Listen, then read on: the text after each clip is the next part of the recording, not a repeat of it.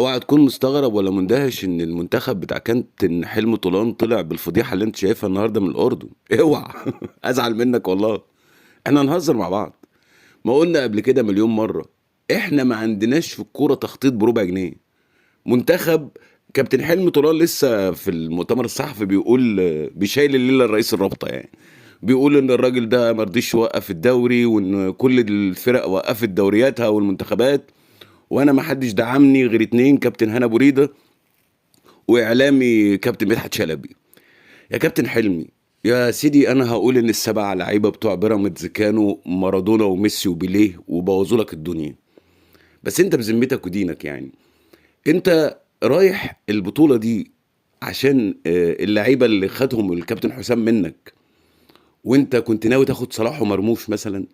ما طبيعي انت رايح بالمنتخب التاني. يبقى انا عايز ايه من المنتخب التاني؟ اقول يا كابتن حسام انت خدت النقاوه بتاعت البلد، صح، حلو.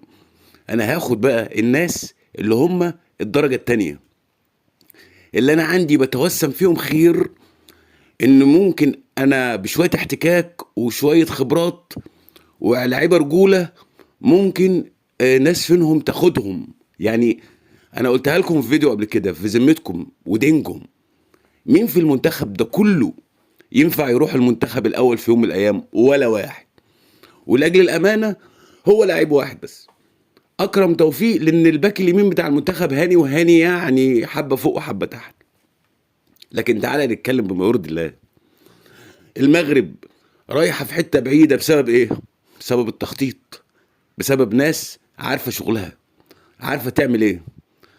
الاردن بتلعبني بالمنتخب التاني، المنتخب التاني يعني فرقه مش هتلعب ولا لعيب منهم في الدور الجاي، وكسباني 3-0 مع الرأفة.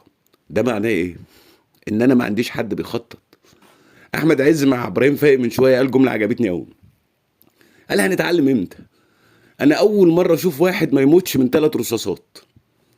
عينت كابتن اسامه نبيه للمنتخب بتاع الشباب وطلعنا بفضيحه. كابتن احمد الكاس منتخب الشباب وطلعنا بفضيحه. كابتن حلمي طولان وطلعنا بفضيحه وجرس وبجلاجل. يبقى مين اللي يمشي؟ اللي يمشي المسؤول. اقسم بالله لو عندنا بربع جنيه دم لا يقدموا استقالتهم كلهم، سواء بقى اتحاد كوره، رابطه، زفت.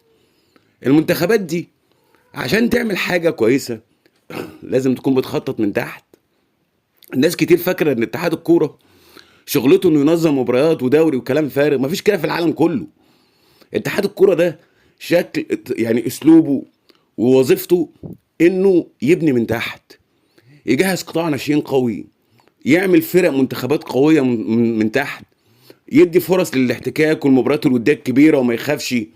ده احنا خفنا نلاعب البرازيل عشان ما نتفضحش. اللعيبه اللي طلعت دي منتخب حلمي طولان ماشي يا كابتن حلمي، السبعه بتوع بيراميدز. طب يا راجل ما فكرتش تاخد حد من الشباب بتوع الناشئين دول؟ حمزه عبد الكريم زي ما قلت لك، محمد عبد الله بتاع الاهلي، محمد السيد بتاع الزمالك، تدي فرصه لامام عاشور يتاهل معاك، احمد عبد القادر، طاهر محمد طاهر، ناصر ماهر، يا اخي عبد الله السعيد، يا اخي عبد الله السعيد ولا النني والسوليه. احنا بنضحك على بعض. اقسم بالله احنا اتفضحنا فضيحه مش طبيعيه.